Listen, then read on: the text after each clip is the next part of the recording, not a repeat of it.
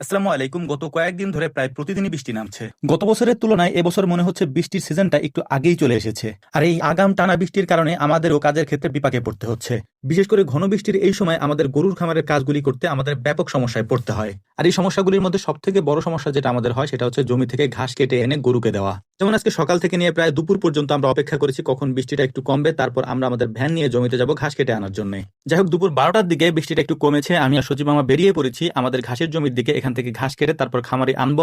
আনার পরে তারপর এই ঘাসগুলিকে চপার মেশিনে কেটে তারপর হচ্ছে এগুলিকে আমাদের গরুর সামনে দিতে হবে। এখন আমরা যে ঘাসগুলি কাটছি এই ঘাসগুলি আমরা বুনেছিলাম, এগুলি আমাদের লাগানো ঘাস না। আমরা প্রায় অনেক জমিতেই ঘাস বুনে থাকি, যেসব জমিতে পানি উঠে যায়। পানি ওঠার আগ পর্যন্ত এই ঘাস আমরা 3-4 বার কেটে নিয়ে যেতে পারি। এবার যেমন আমাদের দ্বিতীয়বার কাটা হচ্ছে, মানে এর আগে আমরা একবার এখান থেকে কেটে নিয়ে গেছি এবং তারপরে এটা আবারও পুনরায় হয়েছে এবং সেটাই আমরা এখন কেটে নিচ্ছি।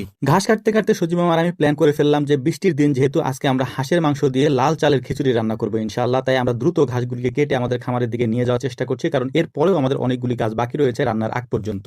তুলনামূলকভাবে আগের থেকে আমাদের ঘাসের পরিমাণ অনেক বেশি লাগে। এর কারণে হচ্ছে আমরা 3 জন একসাথে এসেছি এবং 3 জনে এই ঘাসগুলিকে কেটে তারপর নিয়ে যাব। আর আমাদের এখানে একটা সমস্যা হচ্ছে যে আমাদের একটা ব্রিজ পার হতে হয়। পুরো একটা ভ্যান লোড দেওয়ার পরে ওই ব্রিজ পার হওয়া একার পক্ষে সম্ভব হয় না, যে কারণে 3-4 জন অথবা 2-3 জন আমরা এসে তারপরে এই ব্রিজটা পার করে নিয়ে যাই আমাদের খামার পর্যন্ত।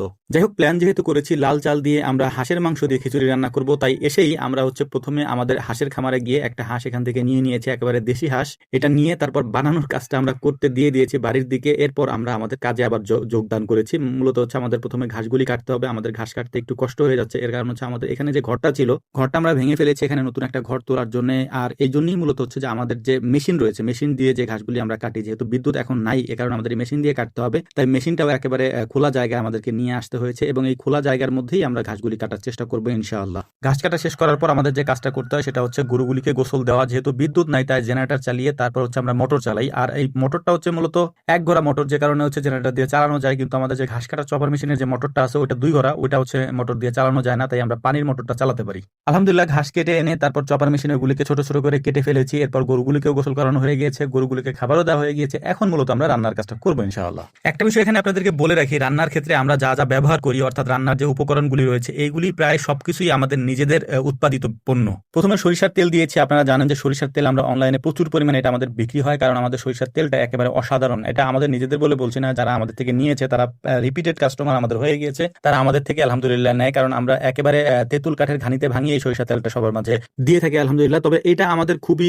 অল্প পরিমাণে হয়, যে কারণে হচ্ছে যে অনেকে যখন আমাদের থেকে অর্ডার করে তখন পেতে পেতে একটু সময় লেগে যায়। এর জন্য আমরা আন্তরিকভাবে দুঃখ প্রকাশ করছি আলহামদুলিল্লাহ। এরপরে হ্যাঁ, হলুদ বলেন মরিচ বলেন এগুলি আমরা নিজেরা রোদ্রে শুকিয়ে ভাঙিয়ে তারপর আপনাদের পর্যন্ত পৌঁছে দিয়ে থাকি এবং এটারও রেজাল্টটা আমাদের কাছে অসাধারণ আসে। এর পেছনে কারণও আছে, কারণ হচ্ছে যে আমরা নিজেরাই নিজে হাতে এগুলি ভাঙিয়ে নিয়ে আসি, আমরা কারো হাতে দিই না, আমি নিজে যেয়ে তারপর ভাঙায় আনি এগুলা। এরপর হচ্ছে মুসুরের ডাল। আপনারা জানেন যে আমরা মুসুরি বুনি এবং এই দেশি মুসুরিগুলিকে হচ্ছে আমরা রোদ্রে শুকিয়ে সুন্দর করে তারপর মিলে নিয়ে ভাঙিয়ে নিয়ে আসি এবং এই দেশি মুসুরিগুলির সাথে অন্য মুসুরির কোনো মিলই নেই। আর আলহামদুলিল্লাহ লাল চালের কথা কি বলবো, লাল চালের কথা না বললেই ভালো, কারণ এটার যে পরিমাণ চাপ আমাদের উপরে পড়ে ওই পরিমাণ সাপ্লাই আমরা দিতে পারি না, এই কারণে এটার কথা না বলি আলহামদুলিল্লাহ। তো রান্নাবান্না আমাদের কমপ্লিট হয়ে গিয়েছে, এখন আমাদের খাবার পালা আলহামদুলিল্লাহ। একটা বিষয় আপনাদেরকে বলে রাখি, লাল চাল এবং দেশি মুসুরের ডাল, দেশি সরিষার তেল, এর পাশাপাশি হলুদ এবং মরিচের গুঁড়া, এগুলি যদি আপনি নিতে চান তাহলে অবশ্যই আমাদের কমেন্ট বক্সে নাম্বার দেওয়া রয়েছে, সেখানে যোগাযোগ করবেন এবং হোয়াটসঅ্যাপ করতে পারবেন। আমরা ইনশাআল্লাহ আপনাদের বাসা পর্যন্ত পৌঁছে দেবো ইনশাআল্লাহ। আসসালামু আলাইকুম রহমতুল্লাহ।